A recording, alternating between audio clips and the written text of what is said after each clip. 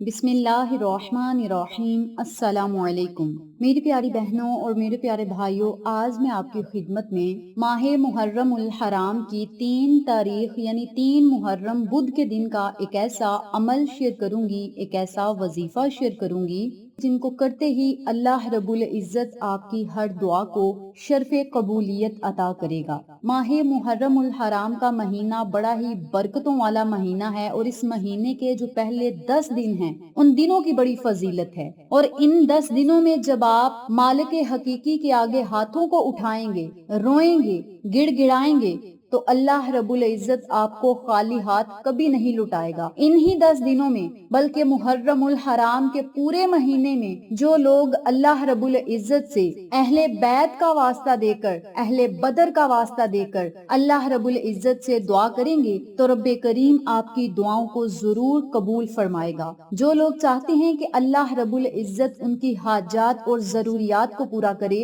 خواہشات کو پورا کرے، رب کریم ان کے منہ سے نکلی ہوئی ہر دعا کو قبول کرے، ہر غم اور پریشانی کو دور کرے، تو ان لوگوں سے گزارش ہے کہ آپ نے آج 3 محرم بدھ کے دن اس عمل کو، اس وظیفے کو نماز مغرب سے پہلے پہلے کسی بھی وقت میں کر کے اللہ رب العزت سے دعا کریں۔ انشاءاللہ پھر اپنی تقدیر اور مقدر کو بدلتا ہوا آپ خود دیکھیں گے۔ 3 محرم کا دن وہ دن ہے جس دن حضرت یوسف علیہ السلام کو قید سے رہائی ملی، اور اس دن جو شخص روزہ رکھے گا اور اللہ رب العزت سے افطاری سے پہلے دعائیں کرے گا تو اللہ کریم اس کی مشکلات کو آسان فرمائے گا اور اس کے غموں کو دور کرے گا۔ اس دن کا روزہ رکھنے والے کی ہر دعا قبول کی جاتی ہے، اور ہمارے آقا علیہ الصلوۃ والسلام کی ہر بات برحق اور سچ ہے۔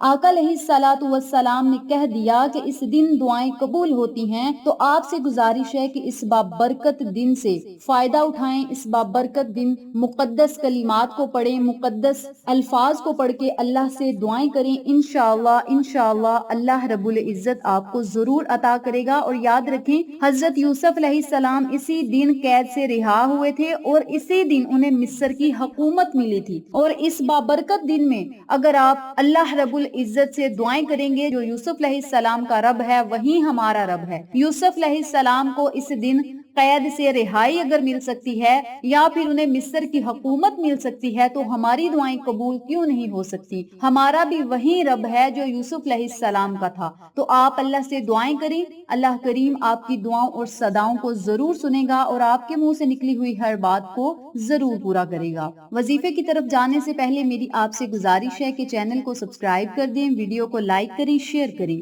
بیل آئیکن کو ضرور پریس کریں تاکہ میری ہر نئی آنے والی ویڈیو کی اپڈیٹ آپ تک بآسانی پہنچ سکے۔ جزاک اللہ۔ میری پیاری بہنوں اور میرے پیارے بھائیوں، آپ نے آج 3 محرم بدھ کے دن کسی بھی وقت، کسی بھی ٹائم یا کسی بھی نماز کے بعد اس عمل کو، اس تسبیح کو پڑھنا ہے۔ یا حیو یا قیوم برحمتی کا استغیث، یا وہاب یا حسیب۔ آپ نے ان کلمات کو 100 مرتبہ پڑھنا ہے۔ کم از کم آپ 33 مرتبہ پڑھ لیں، 41 مرتبہ پڑھ لیں، اور زیادہ سے زیادہ 100 مرتبہ پڑھ لیں یا 313 مرتبہ پڑھ لیں، یہ آپ کی اپنی مرضی ہے۔ یا حیو یا قیوم برحمتی کا استغیث، یا وہاب یا حسیب۔ ان کلمات کو آپ نے جب پڑھنا ہے تو اپنے مقصد کو، اپنی حاجت کو، اپنی خواہش کو اپنے ذہن میں رکھتے ہوئے آپ نے ان کلمات کو پڑھ کے اللہ رب العزت سے دعائیں کرنی ہیں۔ نمبر 2 پہ آپ نے آج نماز ظہر جب ادا کرنی ہے تو آپ نے نماز ظہر کے بعد 2 رکعت نفل اس طریقے سے پڑھنے ہیں کہ سورت فاتحہ کے بعد 7 مرتبہ سورت اخلاص پڑھنی ہے، پھر رکوع سجود جانا ہے۔ جب سجدے میں آپ نے سر رکھنا ہے، سبحان ربی الاعلی پڑھنے کے بعد 7 مرتبہ لا الہ الا انت سبحانک انی کنت من الظالمین، یعنی آیت کریمہ 7 مرتبہ پڑھنا ہے۔ پھر آپ نے دوسرا سجدہ کرنا ہے۔ اسی طرح آپ نے 2 رکعت نفل ادا کرنے ہیں، یعنی سجدے میں جب آپ نے جانا ہے تو 7 مرتبہ آیت کریمہ پڑھنا ہے، اور پھر آپ نے جب سلام پھیرنی ہے تو سلام پھیرنے کے بعد 33 مرتبہ سورت اخلاص پڑھیں۔ اول اور آخر میں آپ نے 3 مرتبہ درود پاک پڑھنا ہے۔ پھر آپ نے اللہ رب العزت سے خوب دعائیں کرنی ہیں، التجائیں کرنی ہیں۔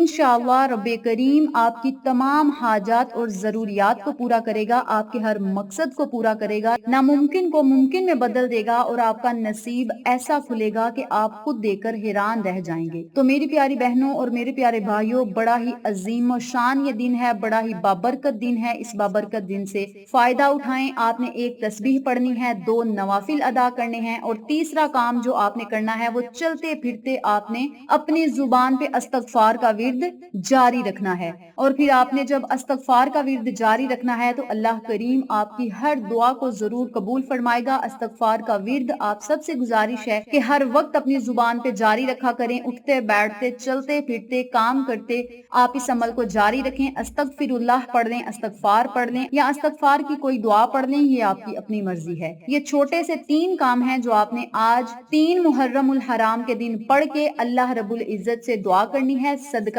रसूल का देना है, वास्ता हजरत इमाम हसन अलैहिस्सलाम का, इमाम हुसैन अलैहिस्सलाम का दें, पंचतन घराने का आप सदका दे लें, अहले बैत का सदका, अहले बदर का सदका, यानी इतने नाम मैंने आपको बताए हैं। कोई भी नाम लेकर आप अल्लाह से दुआएं करें, इनका वास्ता देकर अल्लाह से मांगे, अल्लाह करीम खाली हाथ कभी नहीं लुटाएगा। इंशाअल्लाह फिर किसी नए वजीफे या अच्छी मालूमात के साथ आपकी खिदमत में हाजिर होंगे। तब तक के लिए इजाजत दें। अस्सलामु अलैकुम व रहमतुल्लाहि व बरकातुहू।